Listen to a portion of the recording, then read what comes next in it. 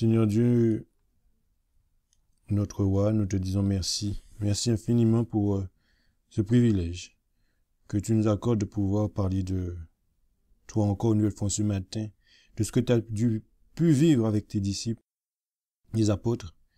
Et nous savons qu'à travers justement le fait qu'ils t'ont côtoyé, et nous avons énormément de choses à comprendre dans leur vie, de ce qu'ils ont dû vivre et partager avec nous. Enseigne-nous, permets-nous de prendre part à ce qui veut être dit, que cela puisse nous concerner pleinement, car Seigneur, nous voulons que notre caractère soit changé.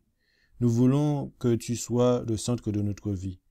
Nous voulons que lorsque les gens nous regardent ou nous entendent, qu'ils t'entendent.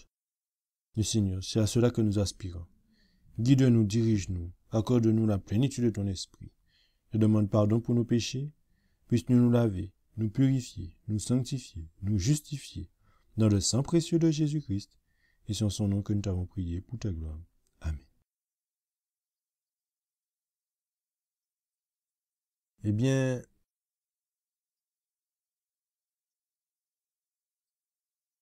nous avons pu voir les fois précédentes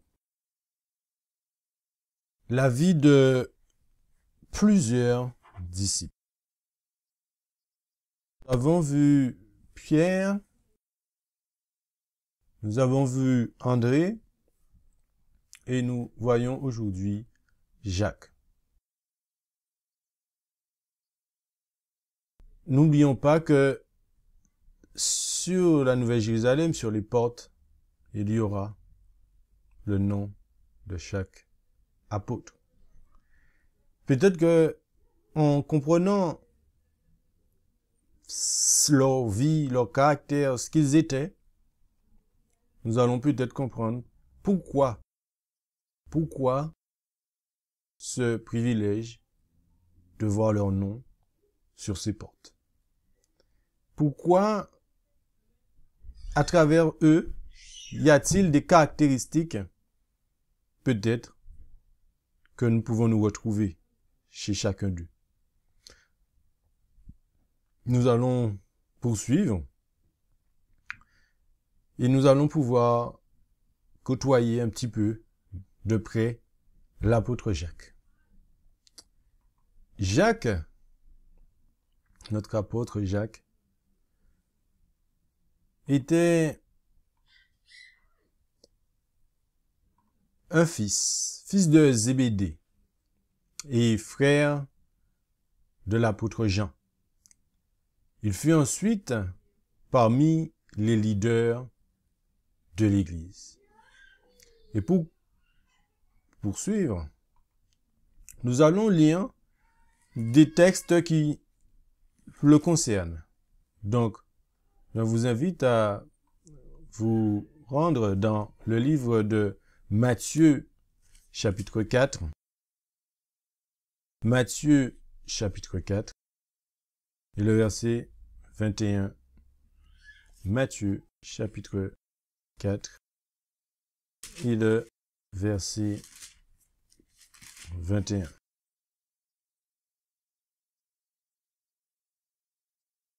Il nous est dit: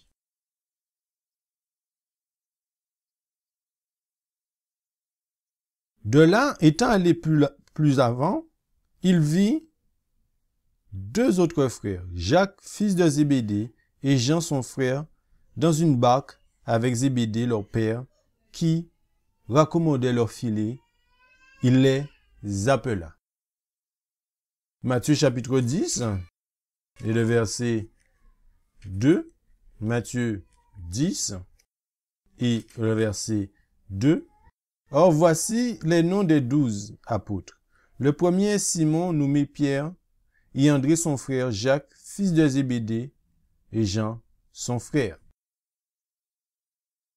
Dans Marc chapitre 1, et le verset 19. Marc chapitre 1, et le verset 19. Et de là passant, un peu plus en avant, il vit dans une barque Jacques, fils de Zébédée, et Jean, son frère, qui accommodaient leur filet.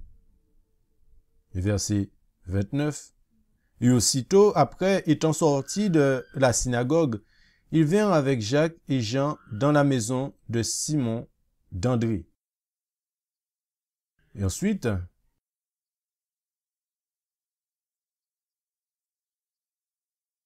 Marc chapitre 6 et le verset 14. Marc chapitre 6 et le verset 14. Or, le roi Hérode entendit parler de Jésus, car son nom était déjà célèbre. Et il dit, ce Jean qui baptisait est ressuscité d'entre les morts, mais pour cela, il s'opère des miracles par lui.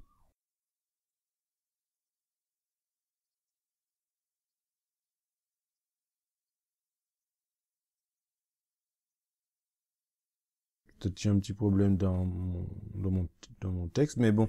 En tout cas, il y a plusieurs textes, on voit où ils ont été appelés.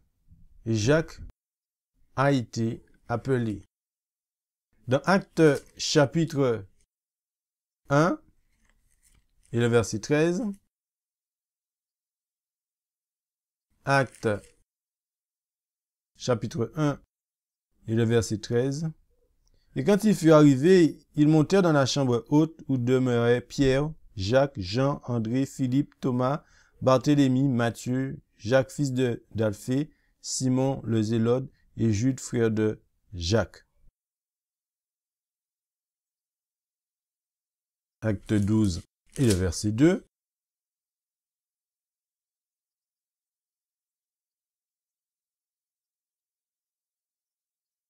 Il fit mourir, versets 1 et 2, en ce même temps, le roi Hérode se mit à maltraiter quelques-uns de l'Église. Il fit mourir par l'épée Jacques, frère de Jean. Donc, on voit que, à travers tous les textes que nous avons pu lire, l'apôtre Jacques a été appelé par son sauveur, notre sauveur, Jésus-Christ. Et là, nous allons voir l'appel de Jacques dans son contexte.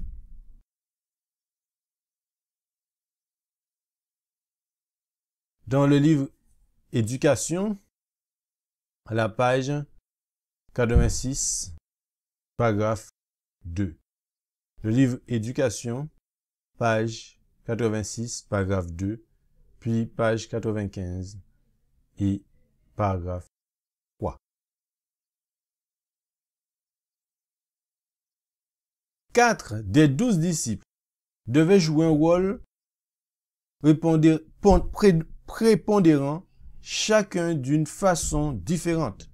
Le Christ, prévoyant tout, les y prépara. Jacques, destiné à mourir brutalement par l'épée. Jean, celui qui suivit le plus longtemps son maître dans le travail et la persécution. Pierre, qui le premier renversa les barrières ancestrales et évangélisa les païens. Et Judas, qui aurait pu être au premier rang parmi ses frères, mais qui méditait en son cœur des projets dont il n'imaginait pas l'issue. Pierre, Jacques et Jean cherchaient toutes les occasions d'être en contact étroit avec leur maître, et leurs désirs furent exaucés. Des 12, c'est eux qui entretenaient avec Jésus les relations les plus intimes. Donc Jacques cherchait toutes les occasions d'être en contact étroit avec le Seigneur Jésus.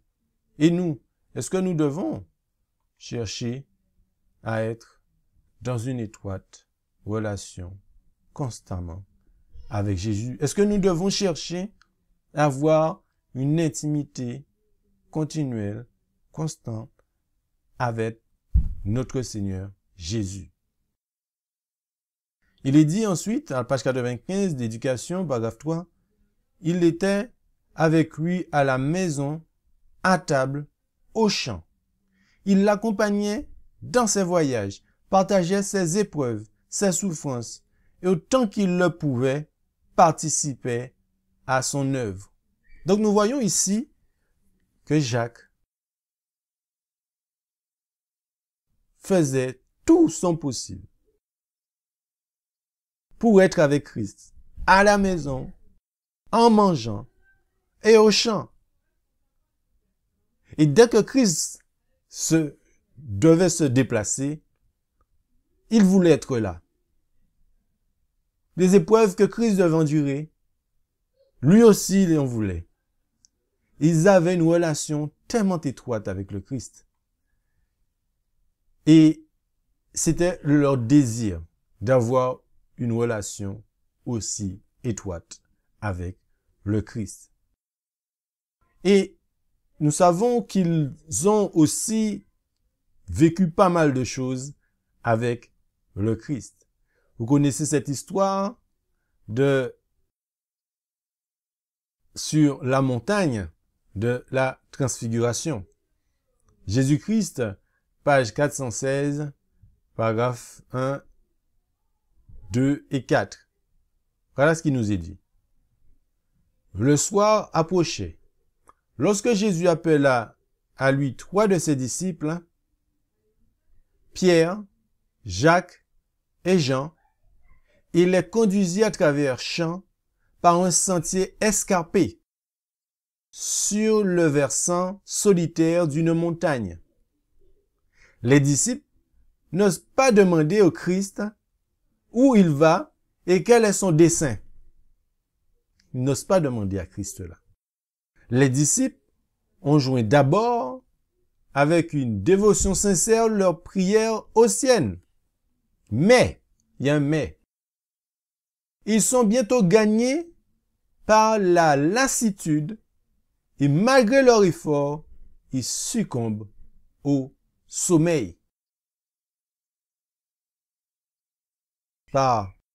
Gagnés par la lassitude, malgré leur effort, ils succombent au sommeil.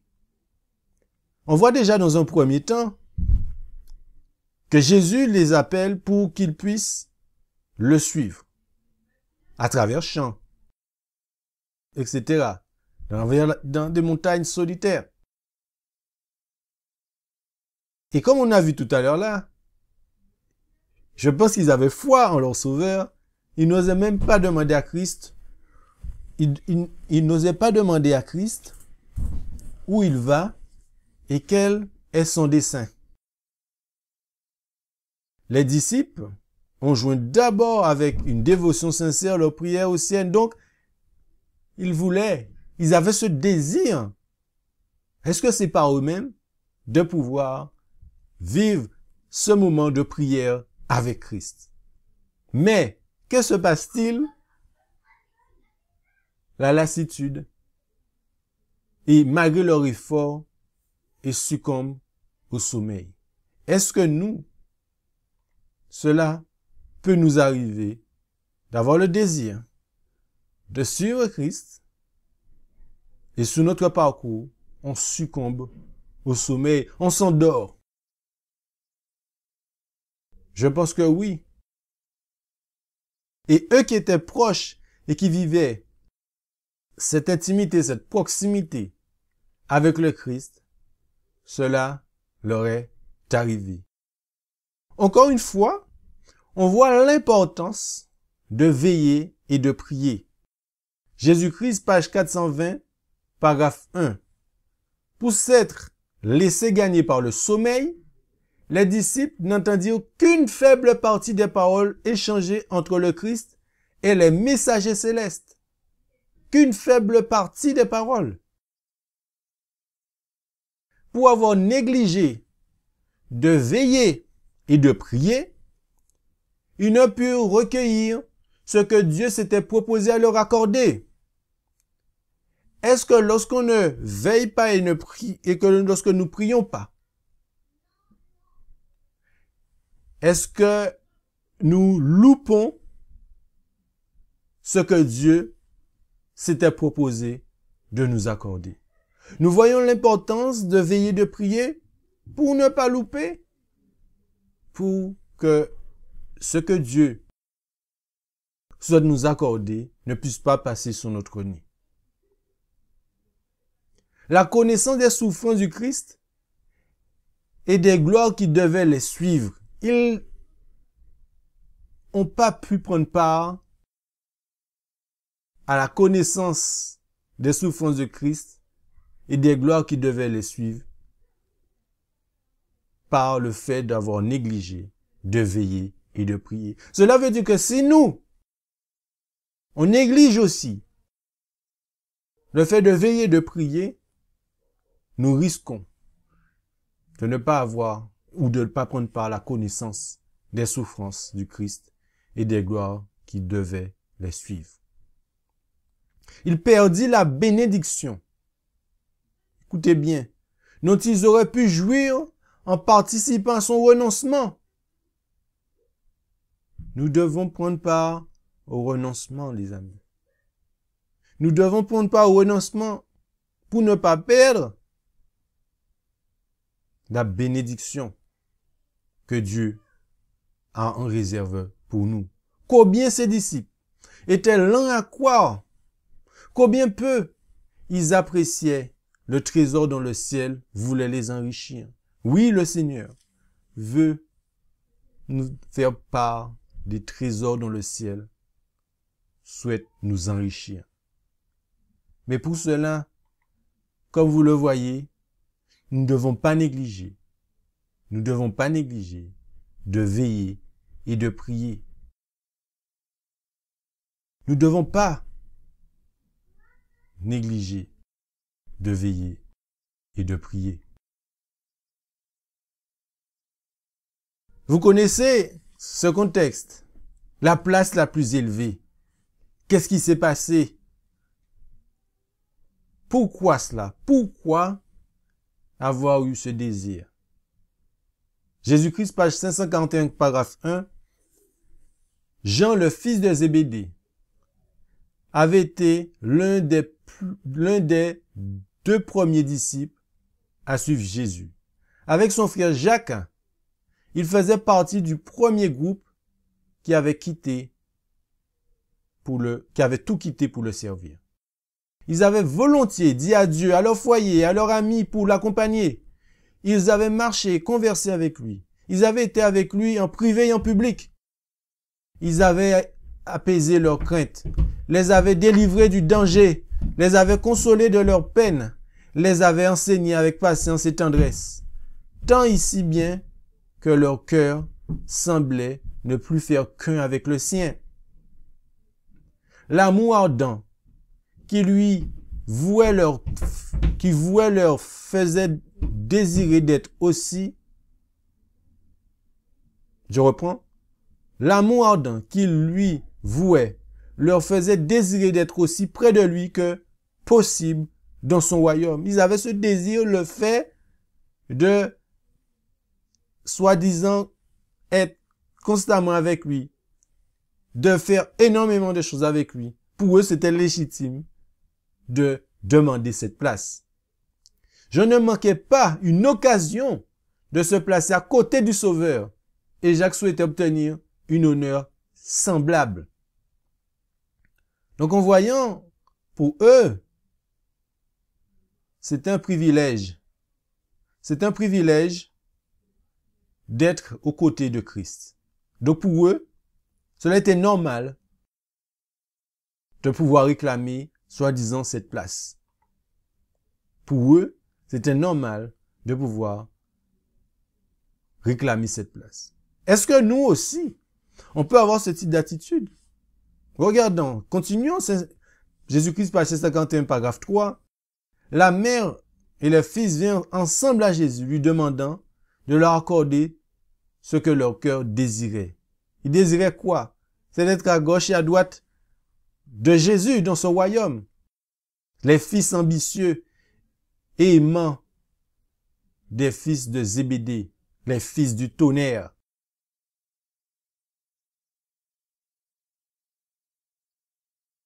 Donc, leur maman même, qui aussi participait à rendre Christ, comme on peut le dire, bien s'occuper de Jésus, pour elle aussi, c'était normal que ses fils puissent réclamer cette place. Mais Jésus les traite avec douceur. s'abstenant de leur reprocher leur égoïsme qui leur faisait désirer d'obtenir un traitement préférentiel. Il lit dans leur cœur, il sait l'attachement profond qu'ils ont pour lui. Leur amour n'est pas une simple affection humaine, c'est le trop-plein de son amour rédempteur qui a débordé sur eux, mais qui a été souillé en passant par le canal humain. Au lieu de réprimander, il veut approfondir et purifier. Il leur dit, pouvez-vous boire la coupe que je vais boire ou être baptisé du baptême dont je vais être baptisé? Il se rappelle alors les paroles mystérieuses par lesquelles ils avaient annoncé son épreuve et ses souffrances, ce qui ne les empêcha pas de répondre avec assurance, nous le pouvons. Ils considéraient comme un honneur enviable de prouver leur loyalisme en partageant le sort de leur sauveur.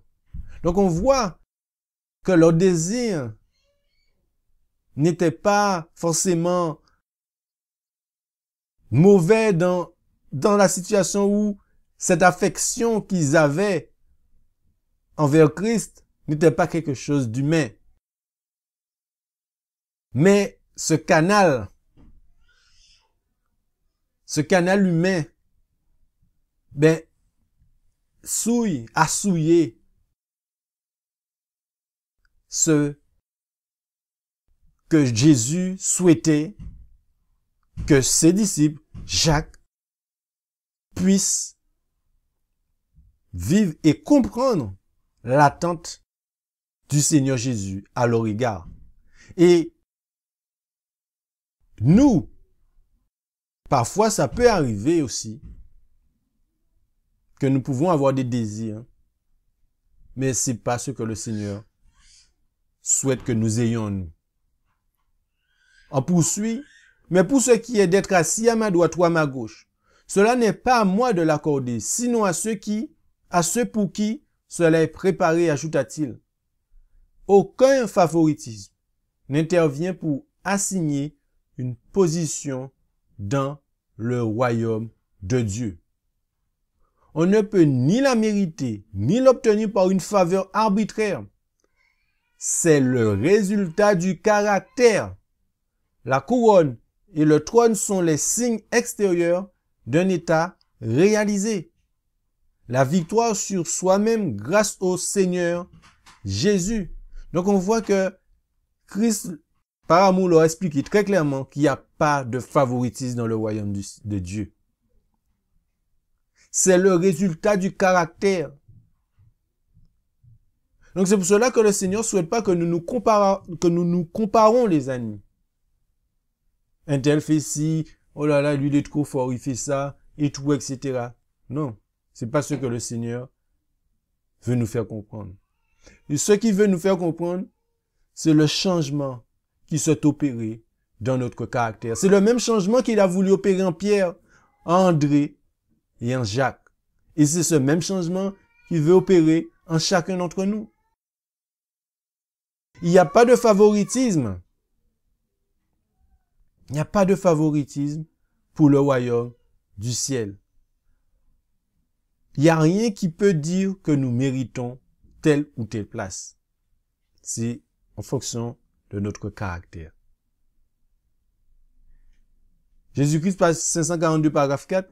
Qui est-ce qui se tiendra le plus près du Christ, sinon celui qui aura été le plus profondément imprégné de l'esprit de sacrifice et d'amour? Je reprends.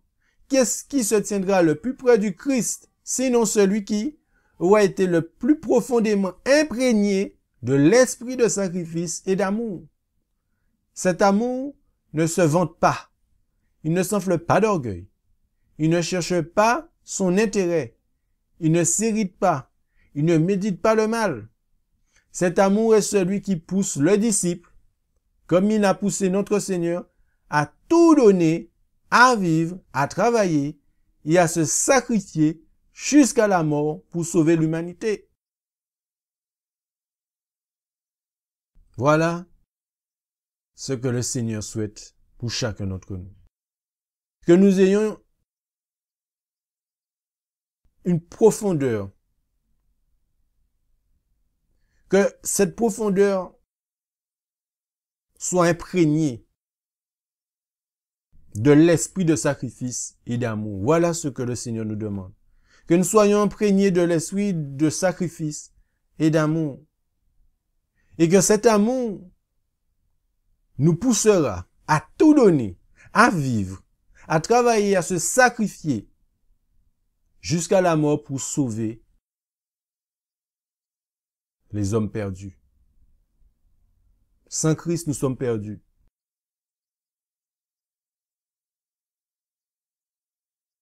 Et ces disciples que Jésus souhaite amener une transformation du caractère, comme vous le connaissez, ces fils de Zébédée, comment on les appelle? Les fils du tonnerre. Ils étaient zélés, n'est-ce pas? Ils étaient zélés. Est-ce que parfois, nous pouvons être trop zélés, avoir trop de zèle? Est-ce que nous pouvons avoir un caractère impétueux? Est-ce que nous pouvons être, je ne sais pas comment l'exprimer, mais avoir une envie débordante, mais qui peut malheureusement ne pas être en notre faveur? Nous avons cet exemple de ses disciples, notamment Jacques. Coquin Pacifique, page 482, paragraphe 3, vous connaissez aussi cette histoire. Les disciples savaient que la présence du Christ serait un bienfait pour les Samaritains. C'est pourquoi la froideur, la jalousie, l'irrespect qu'ils lui témoignèrent les remplirent de stupéfaction et de révolte.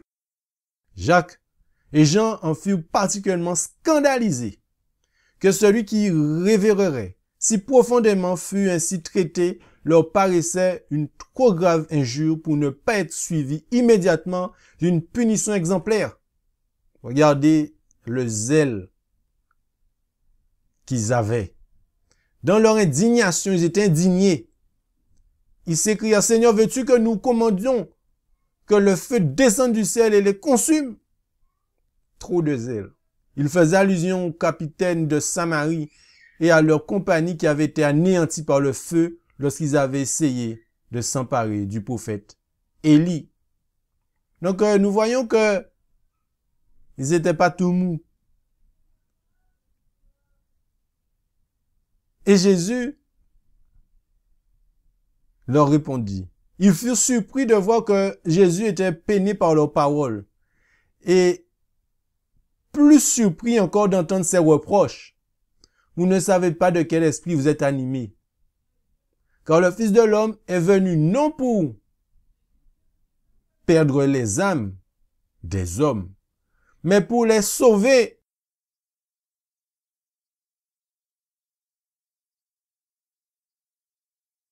Il est venu pour les sauver. Il est venu pour sauver et non pour condamner. Donc, est-ce que nous devons forcer quelqu'un à venir à Christ? Est-ce que nous devons forcer quelqu'un à accepter Jésus-Christ comme son sauveur personnel? Conquérant Pacifique, page 483, paragraphe 2. Forcer quelqu'un à le recevoir ne fait pas partie de la mission du Christ. C'est Satan et les hommes animés par son esprit qui cherchent à dominer les consciences. Sous prétexte d'agir au nom de la justice, les méchants coalisés avec les anges du mal plongent bien souvent dans la souffrance ceux qui veulent convertir à leur idée. Mais le Christ ne cesse de faire preuve de miséricorde. Il est toujours prêt, lui, à gagner les âmes par amour, par l'amour. Il n'admet pas de rival dans le cœur de son disciple. Il n'accepte pas un service partagé. Le Seigneur veut un cœur. Ce qu'il désire, c'est un service volontaire, un service volontaire, un abandon total du cœur sous la contrainte de l'amour. Il désire un service volontaire, un abandon total du cœur sous la contrainte de l'amour. Jésus ne veut forcer personne à venir à lui. Et à travers l'exemple de Jacques et son frère, on voit que Jésus, dans l'enseignement de Christ, leur fait comprendre que lui, il n'agit pas de cette façon. Il veut pas dominer la conscience des gens. Ça vient de Satan. Lui, il souhaite simplement un service volontaire, un abandon total du cœur sous la contrainte de l'amour, en prenant en considération cet amour qu'il a envers nous. Voilà ce que le Seigneur Jésus souhaite pour que ses disciples, voilà ce que Jésus souhaite que ses disciples comprennent. Le Seigneur Jésus ne veut forcer personne. Donc nous devons faire attention à l'excès de zèle, mais plutôt avoir une largesse sympathie pour nos semblables. Oui, au début de leur ministère évangélique, Jacques et Jean rencontrèrent un jeune homme qui, tout en n'étant pas reconnu comme disciple du Christ, chassait des démons son nom. Vous connaissez cette histoire. Ils lui défendirent d'user de ce droit. Ils pensaient avoir raison d'agir ainsi. Mais lorsqu'ils exposèrent ce cas au maître, celui-ci les reprit et leur dit: « Ne l'empêchez pas, car il n'est personne qui, faisant un miracle en mon nom, puisse aussitôt après parler mal de moi. Aucun de ceux qui se déclarent amis du Christ ne saurait être rejeté. Aucun de ceux qui se déclarent amis du Christ ne serait rejeté. Les disciples ne devaient pas faire preuve d'un esprit étroit exclusif. Est-ce que parfois nous agissons ainsi? Mais manifester au contraire, une largesse de sympathie semblable à celle qu'il avait constatée chez leur maître. Voilà ce que le Seigneur Jésus attend de nous. Une largesse de sympathie semblable à celle qu'il avait constatée chez Jésus. Jacques et Jean avaient pensé qu'en empêchant cet homme de faire des miracles au nom de Jésus, quoi? Ils s'assuraient l'approbation du Seigneur. Mais ils se rendirent compte qu'ils étaient en réalité à la recherche de leur propre gloire. Ils reconnurent leur erreur. Ils acceptèrent le reproche du Christ. Leçon pour nous. Leçon pour nous. Largesse de sympathie semblable à notre maître. N'ayons pas un esprit étroit et exclusif. Les plus grands disciples, les apôtres, avaient cette difficulté. Et que nous aussi, nous pouvons rencontrer. Nous ne sommes pas meilleurs qu'eux. Nous poursuivons. Jacques, appelé vers son propre peuple, ses compatriotes. Parmi les apôtres qui prirent part à ce travail, on distingue Pierre et Jacques et Jean, qui avaient la ferme assurance d'être choisis par Dieu pour prêcher le Christ à leurs compatriotes. Ils travaillaient avec fidélité, C'était pas l'œcuménisme. Ils travaillaient avec fidélité et sagesse, rendant témoignage des choses qu'ils avaient vues et entendues. Pas d'œcuménisme. Ils faisaient appel à la parole prophétique afin que toute la maison d'Israël sache quoi? Sache donc avec certitude que Dieu a fait Seigneur et Christ, ce Jésus que les Juifs ont crucifié. Donc nous, est-ce qu'on peut se trouver dans cette situation? Oui, nous devons prêcher à nos compatriotes, mais sans œcuménisme, en travaillant avec fidélité et en témoignant des choses que nous avons vues et entendues. Des choses que nous avons vues et entendues.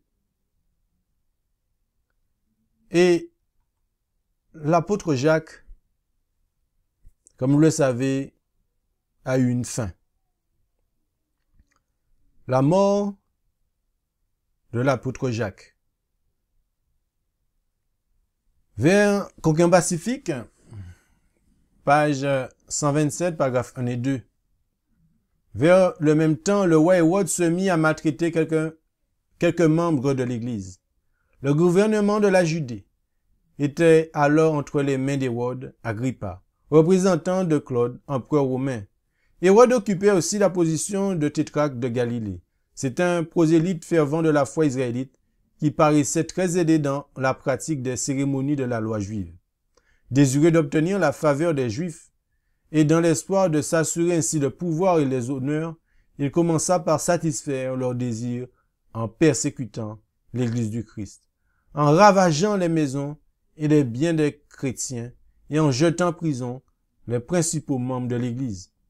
Il emprisonna Jacques, frère de Jean, qu'un bourreau fut périr par l'épée, comme Hérode Antipas avait fait décapiter Jean-Baptiste. La mort de Jacques plongea les chrétiens dans la tristesse et la consternation. En tant qu'enfant de Dieu, ceux qui vivent pieusement en Jésus-Christ seront persécutés. Et les écrits de Jacques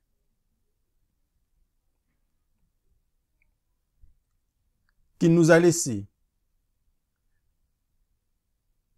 et on lit dans son épître, si l'un de vous manque de sagesse, si quelqu'un de nous manque de sagesse, qu'il a demandé à Dieu et qui donne à tous librement, sans rien reprocher, et il lui sera donné. Conseil de l'apôtre Jacques. Si nous manquons de sagesse, il nous suffit de demander à Dieu et qui donne à tous libéralement, sans rien reprocher, et il lui sera donné. Et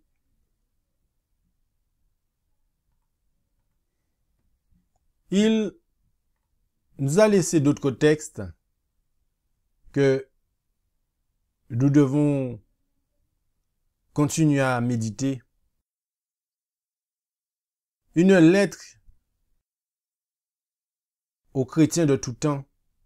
Jacques, serviteur de Dieu et du Seigneur Jésus-Christ. Aux 12 tribus qui sont dans la dispersion, salut. Mes frères, gardez comme un sujet de joie complète les diverses épreuves auxquelles vous pouvez être exposés, sachant que l'épreuve de votre foi produit la patience. L'épreuve de votre foi produit la patience. Mais il faut que la patience accomplisse parfaitement son œuvre afin que vous soyez parfaits et accomplis sans faillir en rien. Si quelqu'un d'entre vous manque de sagesse, qu'il a demandé à Dieu, qui donne à tous simplement et sans reproche, et il lui sera donné. Mais qu'il la demande avec foi, sans douter, car celui qui doute est semblable au flot de la mer, agité par le vent et poussé de côté et d'autre. Qu'un tel homme ne s'imagine pas qu'il recevra quelque chose du Seigneur. C'est un homme irrésolu, inconstant dans toutes ses voies. C'est un homme irrésolu, inconstant dans toutes ses voies.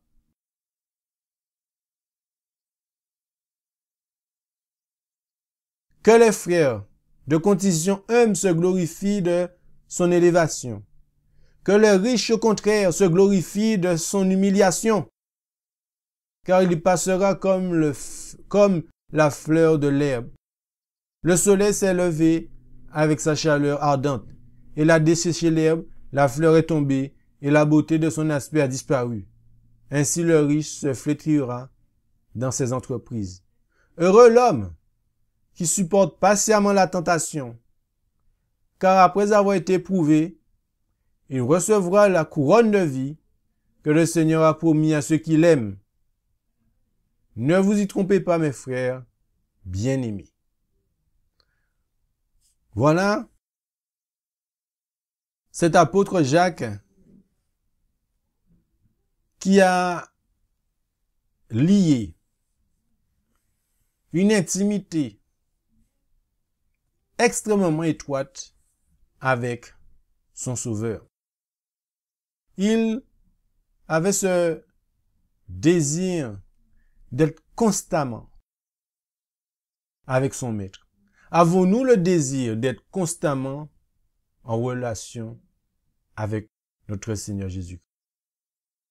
Cela dit, c'est pas parce qu'ils n'étaient pas dans une relation constante avec leur Seigneur qu'ils n'avaient pas des choses à changer et à améliorer.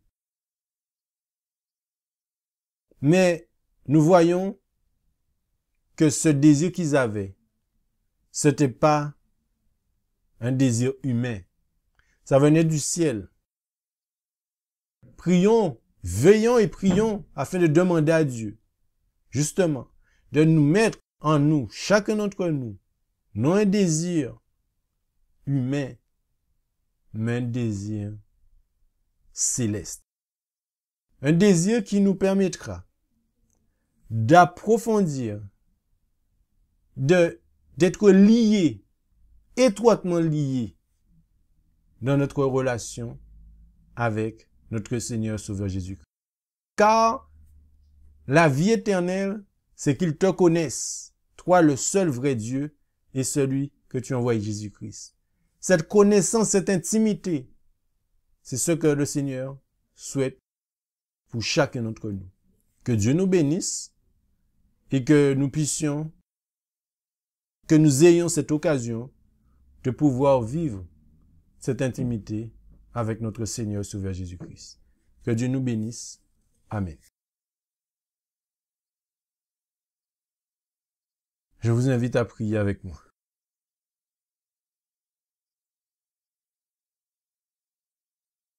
Seigneur Dieu notre roi, merci une nouvelle fois de nous avoir permis de voir ces hommes, cet apôtre Jacques, qui avait ce désir d'être avec toi, dans la maison, partout. Il voulait point te lâcher, une semelle. Seigneur, avons-nous ce désir aussi de point te lâcher, d'être constamment à ton écoute, d'être constamment dans une relation intime étroite avec toi. Oui, Seigneur, nous avons ce désir que notre caractère puisse être changé, que notre caractère puisse te refléter. Seigneur Dieu, cela nous est difficile. Cela nous est impossible à nous-mêmes.